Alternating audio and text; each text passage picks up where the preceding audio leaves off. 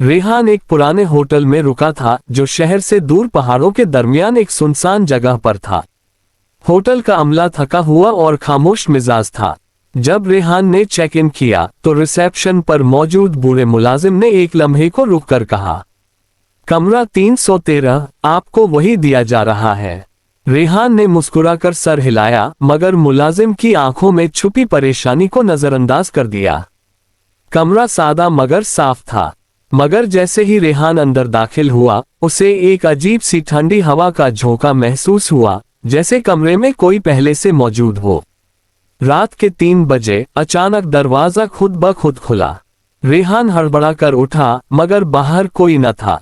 फिर वॉशरूम के आईने पर धुंध के साथ एक लफ्ज उभरने लगा, वापस चले जाओ। रेहान डर गया। उसने बैग पैक किया और दरवाजा खोला, मगर हॉलवे खत्म हो चुका था। अब कमरे का दरवाजा बंद हो चुका था और आवाज आए, 313 में जो आता है वो कभी वापस नहीं जाता।